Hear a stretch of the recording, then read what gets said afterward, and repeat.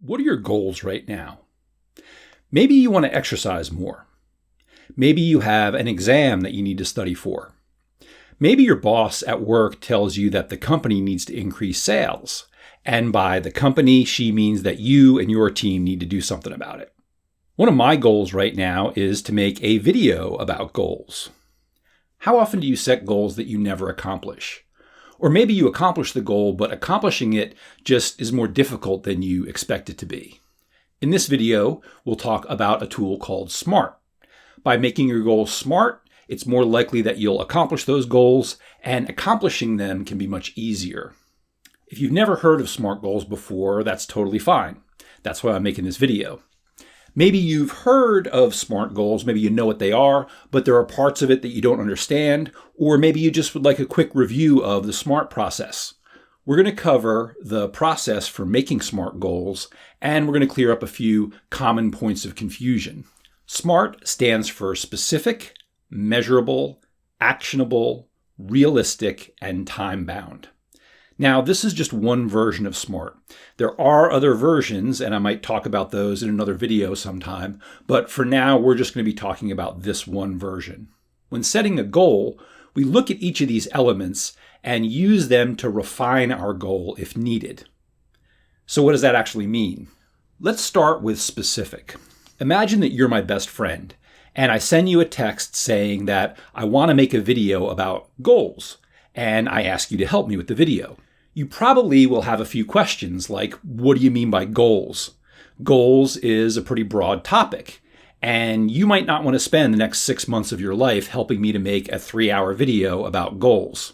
What if instead I say that I want to make a video about setting SMART goals? That's much more specific. It sounds like something that we can cover in a 10 or 15-minute video. We'll find out. But narrowing down the scope of my video helps me in setting the goal, and it might make someone more willing to help if I ask for help. What else could we do to make this goal more specific? Instead of saying that I want to make a video, I can describe that part more specifically. Making a video involves several steps, like writing a script, recording the video, editing it, uploading it somewhere so that other people can see it. I can make this goal much more specific by saying that I want to create a video about setting SMART goals and upload the video to YouTube. This includes all of those steps that I just mentioned, but it defines the goal much more specifically. We've defined the entire scope of what I want to accomplish. Let's look at some of the other goals that I mentioned earlier. If someone says that they want to exercise more, you might ask them what type of exercise they want to do. Running, yoga, lifting weights. If someone needs to study for an exam, it helps to know what the subject is. Is it a chemistry exam, a history exam? What is it? If we look at the topics that will be included in the exam, do you already understand some of them really well? Are there other topics that you need to focus on more? If your team needs to help the company increase sales, what exactly are we selling? Are we trying to increase sales of all the company's products or of a specific product? And which customers are we talking about? Are we talking about all of our customers or customers in a specific region? Answering these questions will make the goal more specific. Now, you might be thinking of other questions like, how often do you want to exercise and for how long? Are we talking about 3 times a week for 1 hour or 5 times a week for 45 minutes? You might ask the same type of question about our studying example, our studying goal. When do you plan to study? How long will your study sessions be? In a way, these questions also make the goal more specific, but what we're really talking about now is making the goal measurable. That's the M in SMART. Making a goal measurable lets us know when we've fully achieved the goal. If we look at my goal to create a video about setting SMART goals and upload the video to YouTube, we actually made it measurable a few moments ago when we made it more specific. If you're watching the video right now on YouTube, you know that I achieved my goal. Making a goal measurable often involves a quantity or amount, but it doesn't have to. We just need a way to know that we've fully accomplished our goal. And this also lets us measure our progress as we work towards accomplishing it. We're going to jump over to the T in SMART, which stands for time-bound.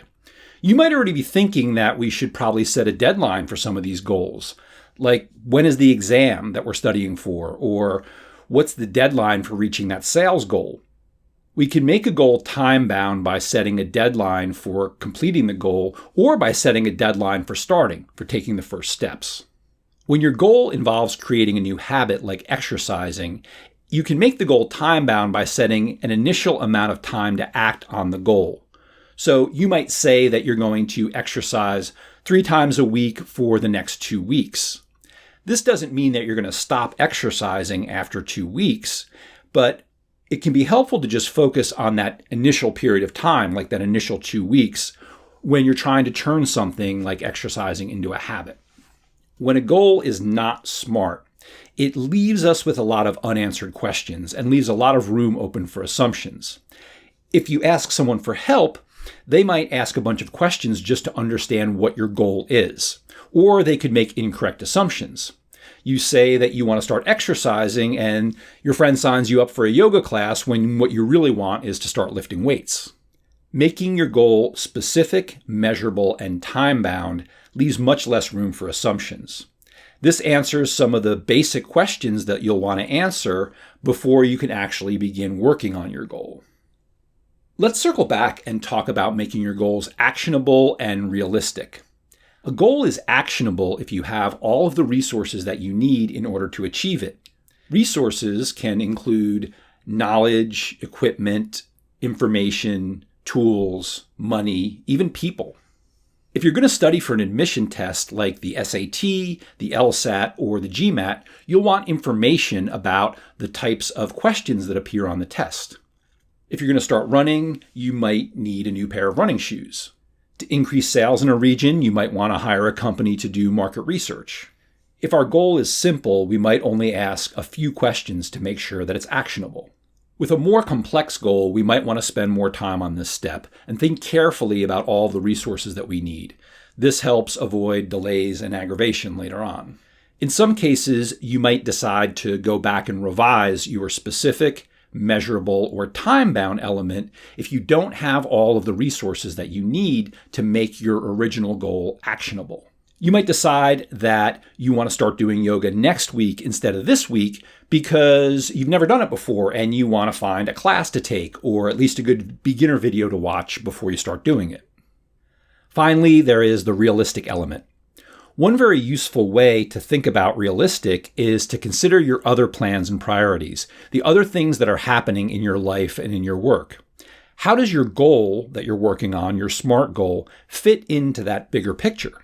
People often fail to reach goals that are specific and measurable and actionable and time-bound because the goals aren't realistic.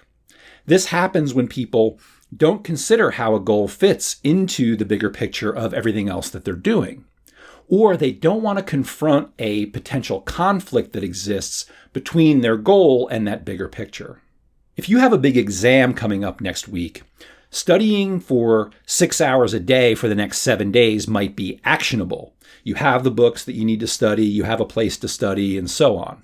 But if you also have a job and you have to work for 5 out of the next 7 days, and you're already kind of exhausted from your job and from your schoolwork, and your best friend's birthday is coming up in 2 days, and you have plans to go celebrate with them, studying for 6 hours a day for the next 7 days might not be realistic.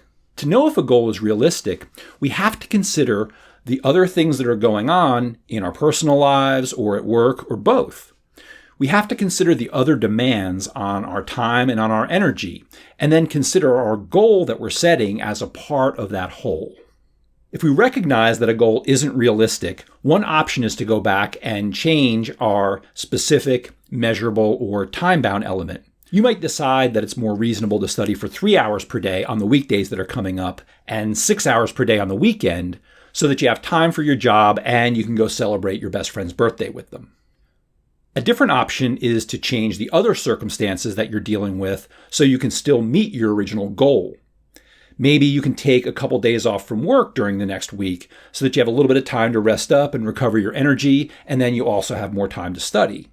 This realistic step can be challenging if you feel like you have to make choices that you aren't comfortable making. Maybe you feel like you can't take time off of work, or that you won't do well on the exam if you spend less time studying. It can be very useful to examine your ideas about your choices and challenge any beliefs that you have about why those choices won't work. It can also be useful to look for new options that you haven't considered, like asking for additional help. Or maybe you can reschedule some tasks at home so that you have more time to study for your exam. Maybe at work you can delegate some tasks so that you have more time to focus on your sales goal. You don't have to give up on your goal if you run into a roadblock during this realistic step. It's an opportunity to make your goal more resilient and more achievable. So now you know how to make goals that are smart. Specific, measurable, actionable, realistic, and time-bound. If you have questions about anything that we discussed in the video today, please go to the comments section and leave your question there. I'd love to see it. And if the video was helpful, if you enjoyed the video, please leave a comment about that. I'd love to see that too. Please subscribe to our channel if you haven't done that already. And look for an opportunity to practice what we talked about. Look for an opportunity to practice this today and in the upcoming days. Think about a goal that you've set and look for ways to make that goal more smart. Thanks for watching.